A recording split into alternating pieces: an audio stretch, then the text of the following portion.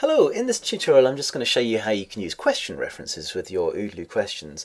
So a question reference, just to explain, is a piece of material that sits alongside the question when it's being delivered to the students, and it might be an image, a video, text, audio, whatever, and they use that when they're looking at the question to work out what the answer is.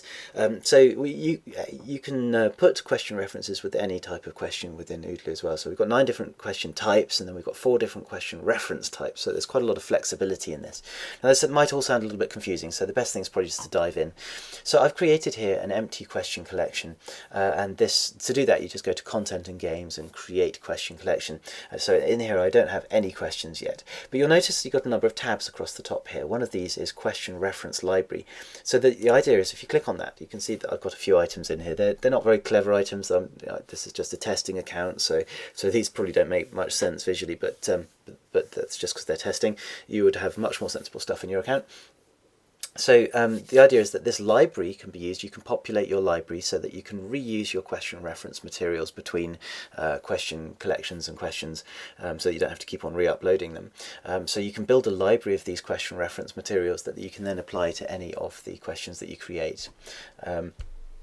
So that's that, and in here you've got the ability to filter through them. So I've got some in here already. So for example, if you wanted to find cars in here, I've got a number of car images in here, and I've given them titles which are sensible. So you'll see that in a second when we create one. I can type car, it'll filter down my cars.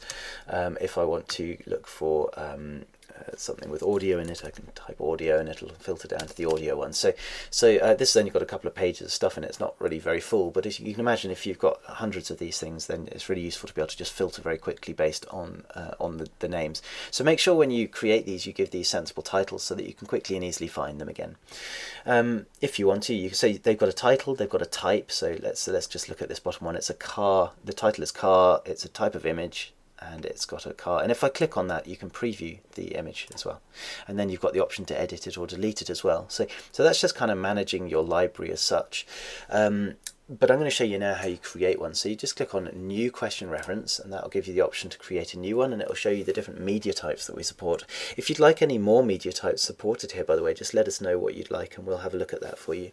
But at the moment we support text, image, audio and video. So I'm going to create a text one to start with, and you'll notice here that it asks us for a title and then it gives us an area to enter our text. So I'm going to say this is my first question reference, text question reference, and I'm going to insert some text here. So here is a nice question reference. I like it a lot. Okay, and it's an HTML editor, which means that it means you can format this. Okay, so we can use bold and italic and different formatting types that I like, for example, in there. And you'll notice that at the bottom it's giving you a preview of that. So this gives you a really nice rich way of entering some text. I'd suggest you don't put huge volumes of text into this. Although you can, it will be very difficult for the students to kind of read it in the format of the games that we use. So I'd suggest you try and use fairly small chunks of text, a few sentences at the absolute most, really, just because it will work better if you do with a smaller amount of text. So click on Save. That saves it now, and here it is in the top here, and if I want to I can now of course filter to find it again, and if I want I can preview it and I can edit it and all that sort of stuff. But I'm now going to move on because it's quite a long tutorial otherwise. I'm going to create a new question reference, and this time I'm going to create an image question reference. So I give it a title. I'm going to call this one My Highland Cow. I like Highland cows, they're very nice, and we've got some down the road, they're very pretty. So I'm going to click on Choose Image, and I'm going to choose my Highland Cow image, which I love, and click on Open. There he is. Magnificent fellow, isn't he? So there's an image. Now you can crop this if you wish to. You can take a part of that image and use it.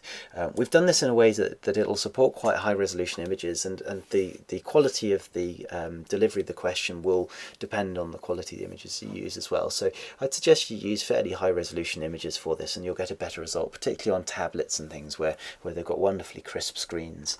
It'll look wonderful. So click on Save, and that will upload and check that content to make sure it's appropriate. Once it's checked, it will then add it. Takes a few moments to do that. There it is. Okay, so now we've got my Highland Cow, and if I want to now, of course, I can filter and find my Highland Cow, and I can preview it by clicking it, and there he is. All happy days.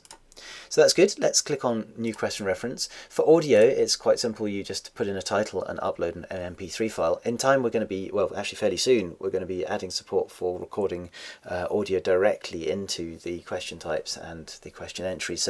So watch this space. That it may be, but by the time you watch this video, we already have that ability. So that may be an option there. So I'm just going to skip over that for now because it's a fairly straightforward one. But I am going to show you the video one, so click on video. We support video question references from 2 different teacher and school friendly sites, SchoolTube and TeacherTube. So basically the idea is that let's give this a video, for my first video question reference, I'm going to call this one.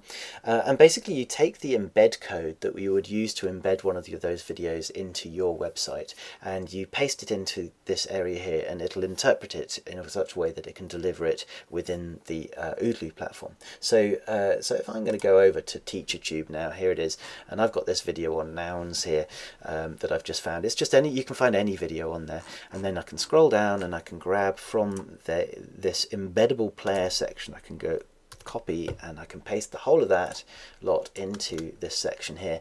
It then goes off and interprets it and does what it needs to do, and it gets that video ready, and I can click on save now and save it, and that's it.